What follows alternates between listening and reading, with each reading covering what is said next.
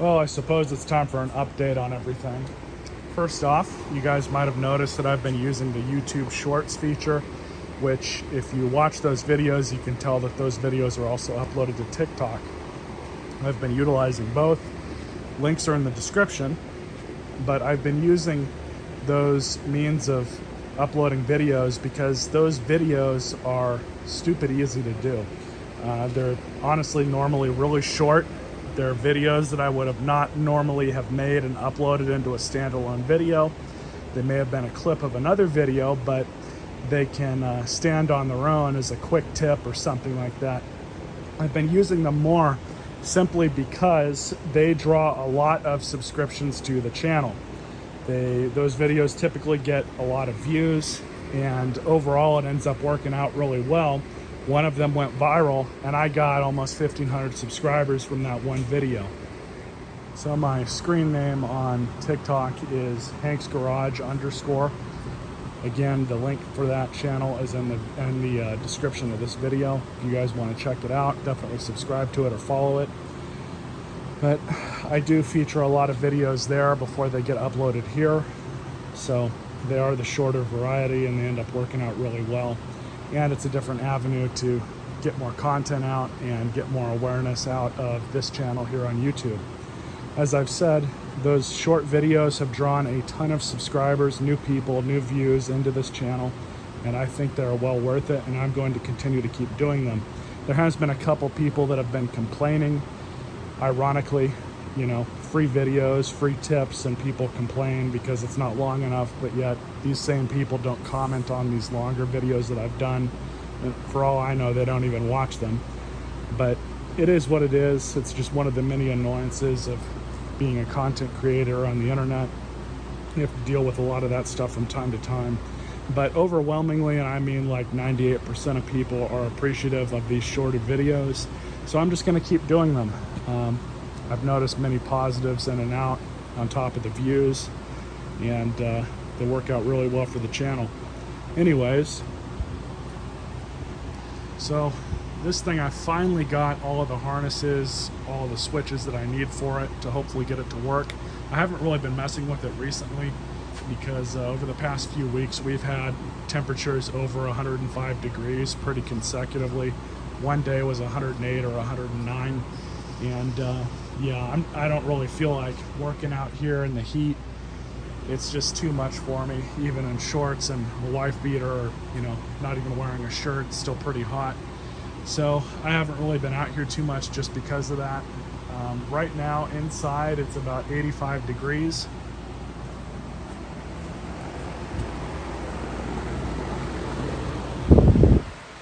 Take that back, it's almost 90 in here.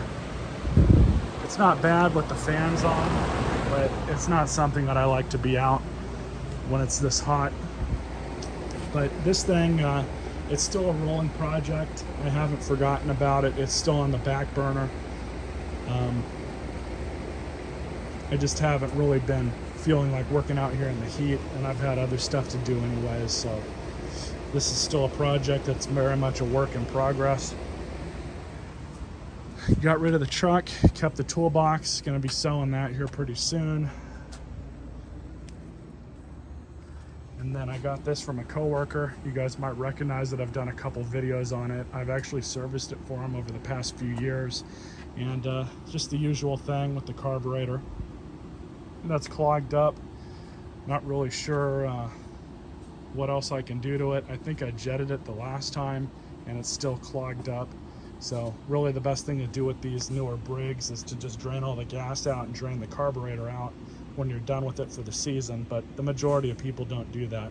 Honestly, it's a very simple issue to fix on these machines, but your regular consumer, they don't want to deal with this. I plan on doing another video here in the future on what lawnmowers and engines that I recommend, so keep an eye out for that. Again, if you're somebody like me or the regular person that watches my videos on small engines, these engines are not a big deal. They're simple to fix. Parts are relatively cheap, but again, your general consumer doesn't care to know about any of this stuff. They don't want to deal with it. They want to use something that's going to work every time. They want to pull it out, cut their grass, and be done with it. They don't want to have to screw with the carburetor once every 6 months or once every year just to cut their grass. I can understand it. People have other things to do. They have families. They don't have all the free time in the world to screw around with their stuff, but I digress. I'll be doing a video on this, fixing it up, and this one will be sold here pretty soon. One of the recent projects my dad's done is stained the trailer, or car trailer, and it came out really good. The wood on this was, it's not worn, it was just aged and weathered. So hopefully this will stop that from happening. He pressure washed it and then coated it with a nice coat of stain. Turned out really good. He did the same thing with the vineyard trailer, which I've pulled around with the lawnmower.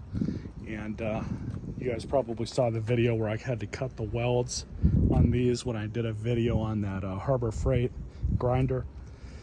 He went through and just stuck some bolts through the sides and didn't bother welding it. I guess just in case we have to pull this thing off again. The way these brackets are, it's just an L bracket, goes in like that. So that's how it worked. I don't remember in the last video if I showed you guys, the hoard is pretty much non-existent. I went through and fixed up anything and everything I could. I got rid of the actual garbage. The only things I really have left are these 2 engines, and then 3 of these baskets, a couple tires. But overall, everything's been cleaned up pretty well. This thing's still holding up good. Been very happy with this. I haven't even gone in here because I haven't really needed to. The next thing the dad wants to do is get a windmill for the top of this. This is a ham radio antenna, smaller one. But he wants to use it instead of having me scrap it, which I'm definitely for, and put a windmill at the top just for decoration and put it somewhere over there on the other side of the fence. So that'll work out pretty good. Maybe I can get a video on that once we get it done, but we'll end up having to bolt that into the ground too. And this is all that's over here on this side. The shopping cart works great for cleaning parts off or strapping parts to it with C-clamps or something just to clean them. Works out really well with the hose. I don't have to throw a part on the ground and just spray it off. I can just do it on the cart, and all the grates on it work great for that. You guys will see a video on this, but I need to replace the entire fuel line on this thing. If you watched the short that I did a video about the fuel filter and consequently the fuel line too. But it's all dry rotted, needs to be changed out. I can't remember if I did the fuel line on this when I first got it. I've had this mower for 5 or 6 years now, quite a long time. So that's gonna need to be done. I'll have to replace the entire thing, and you guys will see a video on that, of course. Don't really have much else to showcase in this video. I have a few small projects here and there that I haven't gotten to, like these 2 machines. Hopefully at some point I'll get to them. The only thing that I've got to do on that is just replace the outer bag, but I would like to keep the same bag on it, but haven't found anything yet. Anyways, hope you guys enjoyed this video. Stay tuned for more.